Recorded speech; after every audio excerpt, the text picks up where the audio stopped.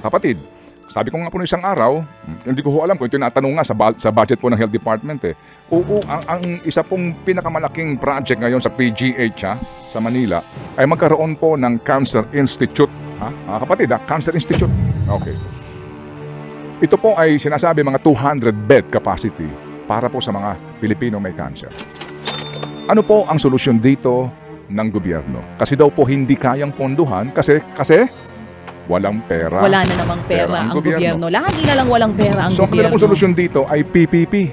Public-private partnership.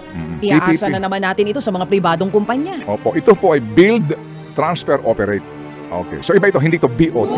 Pero just the same, pribadong sektor na magtatayo, magbibigay ng equipment, patatakbuhin po ng PGH, pero magbabayad sila, obligado, dito po sa nagtayo nito at nagbigay ng equipment. So, nangangahulugan, sabi ho doon, meron pong mga pasyente na dapat singilin. Okay? So, ano ibig sabihin yan? Parang LRT, di ba? Okay. So, magtataas ng pamasahe. Correct. Ganito rin po yun. Ang magkano lang ang halaga dito? 10 billion pesos. 10 billion pesos para po sa mga may cancer nagtutungo sa PGH. Hindi kaya ng gobyerno kasi walang pera. Walang pera. Walang pera. Oo. Okay. Maganda po din mga kapatid na muli natin mapakinggan. Yung laman ng balita kanina, may binasa si Chacha eh. Ito yun. Opo, ito po yung sinasabi po, sa isa pong pag-aaral. Anong sinasabi dyan? Ito nga po mga kapatid, dahil ang sinasabi, karamihan daw ng mga Pinoy hindi kayang magbayad ng kanilang medical bills nang hindi umuutang. Yan nga po ang lumabas sa survey ng Global Management Consulting Company na Boston Consulting Group o BCG. Ito pong survey na ito sa higit 1,500 mga Pilipino. Lumalabas na 64% ng mga Pilipino kailangang umutang o umasa sa HMO. Yun pong mga card natin, na pribado, nababayaran natin na sa panahon na tayo po'y mau-ospital, yung HMO ang sasagot. Kailangan pang umutang ng 64% ng mga Pinoy para sa 10,000 pisong medical bill. Sinasabi din po dito sa pag-aaral na 7 rin daw sa kada 10 Pinoy ang nagsasabi na health security ang kanilang pangunahing inaalala sa ngayon. Naunahan na yung savings, education, maging yung pagbili ng bahay. At sinasabi din ng pag-aaral na ito na posible daw pong mabaon sa utang ang karamihang pamilyang Pilipino dahil lamang sa isang emergency o mahabang pananatili sa ospital. Okay. At alam na natin na talagang tama itong pag-aaral na ito. Kasi noong pa man, yan naman talaga ang problema natin dito, yung failed medical system. Dahil nga po, hindi po mabigyan ng ganoong kalaking subsidiya ng Estado ang pangangailangan medikal ng mga Pilipino dahil walang pera. Kulang sa pera. Oo. Hindi po ba? Kaya nga din po, kinuha po nila Ralph Recto, di ba? Ng Kongreso, yung PhilHealth Fund. Bakit? Kasi daw po mga kapatid, kailangan mo ng ponduhan yung tulay sa Guimaras, yung infrastructure project ng DPWH. Kasi daw po mga kapatid kaya daw ng PhilHealth na pangalagaan po yung subsidiya. Sa totoo lang, hindi po totoo yun. Di ba? And ngayon mga kapatid, sa panukala po sa kasalukuyang deliberasyon ng budget, sa report mismo po itong grupo po ng mga doktor, ng mga healthcare professionals, yung pong MAIF from 24 billion na proposal, ginawang 49 billion pesos. 49 billion pesos.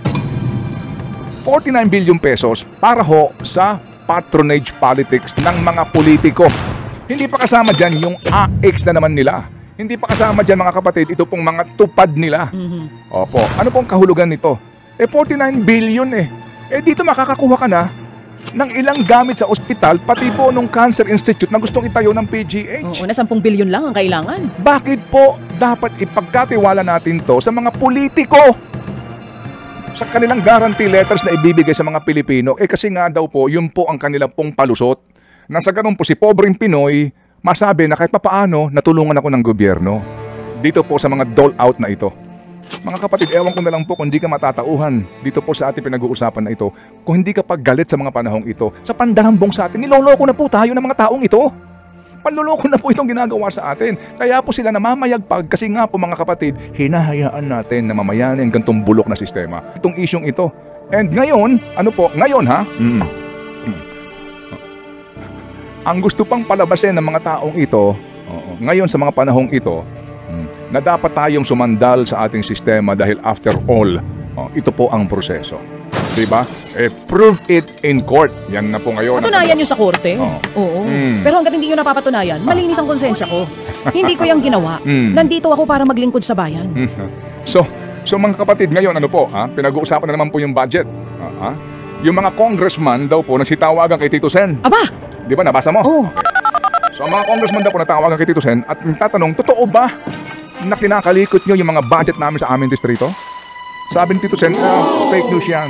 Kasi hindi pa namin yung ginagalaw at mukhang wala silang balak daw galawin itong mga pondo sa distrito nila sa DPWH projects. Ano ang kahulugan na naman dito?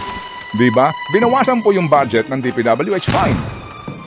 Pero yung per district na naman, nandiyan pa ba itong mga cat's eye na ito? Nandiyan pa ba itong mga solar lamps na ito? Anong na naman po mga uri ng proyekto ito? Kaya alam niyo mga kapatid, habang maingay tayo dito, meron pa rin pong talaga namang hanggang ngayon diba? Hanggang ngayon po nag-aasam-asam pa rin. Na pagnakawan tayo. Kasi nga, sa palagay ho nila, hindi sila nasama ngayon dito sa listahan ng mga ito at sila po'y makakalusot pa rin. Kaya ang tanong po natin, papayag ka ba? Ikaw na nakikinig ngayon, papayag ka ba? Naalala ko yung sinabi dati ni Professor Michael David San Juan kung bakit nasadlak po tayo sa ganitong uri ng sistema. Hindi naman daw sa sinisisi niya ito sa mga naunang henerasyon. Or tawagin na natin yung mga boomers, na parang inaamin ng ilan na nagkulang kami na ipaglaban yung pag-upo ng dinastiya at patuloy na paglaganap ng korupsyon. Kaya ito na po ang kinahinatnan ng sistema ng Pilipinas sa ngayon. At ngayon, nasa kamay na ng mga bagong henerasyon na yung hindi nagawa ng mga nauna ay gawin natin para may mabago. Yes, mga kapatid, hayaan po natin sa panahong ito na magpatuloy po tayo sa panawagan. Panahon ni Marcos, di ba? Never again, right? Tama? Never forget. Mantakin po ninyo. Higit na pong 40 anyos, yun pa rin dapat ang panawagan. At ngayon po, dapat totoo na ito. Kasi nga pag pinalampas po natin ito, mga kapatid, pag pinalampas po natin ito, wala na pong pag-asa ang bayan na ito. Yung hinihingi ng mga congressman sa mga district nila ngayon, tanong, yan ba yung mga proyekto para kanino? Sa gitna po ng, ang lahat ng mga Pilipino halos ay nangungutang para po sa pangkalusugang usapin, sila na naman po, pambulsang usapin na naman ang kanila pong inuuna. Mawalang galang lang po. Mga kapatid, lahat na po ng perks binibigay natin sa kanila Pag-usapan po dito po sa dalawang protestang ito. Dito po sa EDSA People Power Monument, dito po may mga bawal. May mga bawal. Bawal po ng mga placards, bawal na mga dapat daw pong isigaw sa entablado. May mga ganun po silang panuntunan. Alright? Yan po naman ay klaro, di ba? Oo. Tingnan natin mamaya sa organizer po nito kung anong sasabihin po nila. O kung totoong may bawal ba na pangalan. Dito po sa kabila, wala hong bawal dito. Oo. Hindi. Kasi sa kanila, lahat ng sangkot dapat managot. At saka, yun sila. At saka meron din po silang sinasabi nga na resignation. Para ho tayo magkaroon ng pagbabago dito, resignation ng presidente at saka ng vice-presidente. Yun ang panawagan ng mga bata. Puro estudyante ito. Yung nasa Luneta. Kadalasan, ang karamihan ay mga estudyante. Bagamat meron din po dito mga manggagawa po na lalahok dito. Yes, meron din. So, nasa sa inyo po ang choice. Una, mga kapatid, kung kayo po lalahok o hindi, o kung lalahok po kayo, saan kayo maglalahok. Alas 9 po na umaga ang start, mga kapatid, dyan po sa Luneta. Yan po ang simula po ng kanila pong programa doon hanggang alas 12 ng tanghali. At dito po, walang plano na magpunta po ng Mendiola. Wala po sa plano yan, na maglakad po at magmarcha papunta ng Mendiola. Alright, sige. So, ikaw ba saan ka pupunta? Pag-isima mo? Ako, kung Luneta siguro ako last time, most probably Luneta ulit. Ikaw ba? Saan ka? Luneta. Luneta ka rin? Yes, ma'am. Oo, magkikita na naman tayo sa Luneta. It's Luneta. Opo. Kasi doon gusto kong isigaw ang gusto ko. Nang hindi ka pagbabawalan. Yung mga gusto mong pag-resignin, mapag-resign mo. Nang walang nagsasabi sa yung bawal iyan. At doon, pwede ko ipangalandakan ang ikulong mga mandarambong. Lahat ng sangkot, dapat managot. Sige. So, bago po tayo magkaroon po ng importante mga paalaala, ito lang po, ang ganda po nito sa wikang Ingles. Actually, nabanggit na ito ng ating presidente nung kanyang unang sona pa. Di ba? Kaya nga po, ito namnamin po natin ito that the only thing necessary for the triumph of evil is for good men to do nothing. Sa wikang Pilipino, kaya magtatagumpay ang kasamaan dahil ang mga mabubuti ay walang ginagawa. Amen. At nanonood na lamang. Amen. So sa mga nagmamaneho ngayon ng ating pong taxi, TNVS, sa mga pribadong motorista na hulugan pong minamanehong kotse, sa lahat po ng mga manggagawa na maaga pong gumigising, mga kapatid ha, opo, sa mga nagpapagal, sa mga nagsasakripisyo, sa mga magulang na naghahatid sa mga anak nila ngayon sa eskwelahan, at ang pinoproblema po ay ang bill ninyo sa Meralco, ang pinoproblema mga kapatid, ang inyo pong bayarin, sa lahat ng inyo pong mga pangangailangan na napaka-importante sa lahat sa atin, ano po, ito ho ang hamon sa ating lahat. Papayag ka ba na ito po'y magpatuloy lamang ang kanila pong pagnanakaw sa perang pinaghihirapan natin? Lahat sila kahapon halos, ay nagsasabi na kami ay tapat. Wala kaming ninakaw. Ang mga konsensya namin ay malinis at haharapin namin yan sa tamang oras at sa tamang lugar. Yan po sinasabi nila Garjola et al. Maging ni Bunuan et al. Alright? Opo. So sa lahat po sila, hindi sila ho nagnanakaw o magnanakaw. Sige. So sino ngayon ang mga magnanakaw? Mas hindi ako. Oo. Ikaw na nagmamaneho ng taxi, baka ikaw yung nagnakaw. Teka, baka sa akin pa masisiyan ha. Okay. Oo. Okay. Ikaw na senior na nasa bahay ngayon at nanonood sa aming programa, baka ikaw yung nagnakaw nito. Kung lahat sila malinis ang konsensya, kung lahat sila walang kinuha, kung si Saldi ko nga, itumaan lang sa kamay niya, yung bilyong-bilyong piso. So na kanino ang pera? Sinong salarin? Saan napunta yung kaban ng bayan? Bakit yung mga flood control projects hindi gumagana? Sige. Sorry. Ang aga naman. Tama nga yung sinabi ni Ted Filon at ni DJ Chacha na kaya nagtatagumpay ang kasamaan dahil yung mga mabubuti nananahimik lang at walang ginagawa. At po pwede rin yung mga nagpapanggap ng mabubuti kaya walang ginagawa at nagmamatsyag lang ay po pwedeng kasangkot sila. Kaya shout out sa mga tao natin dyan sa gobyerno. Huwag niyong pagtakpan yung mga gumagawa ng masama. Dahil binigyan tayo ng Diyos ng wisdom para ma-discern natin kung anong tama at mali. Imposibleng hindi nyo alam yan.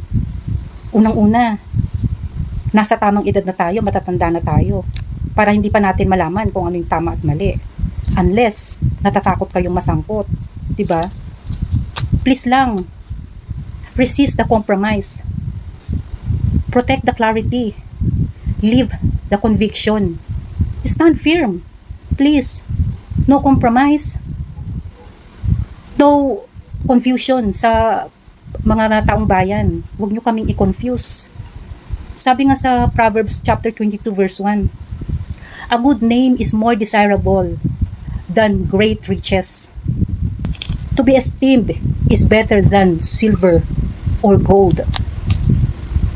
Kaya please lang, huwag tayong magpadala sa kasamaan. Alam naman natin kung saan tayo pupunta pag ginawa natin to. Yun lang guys, thank you for watching.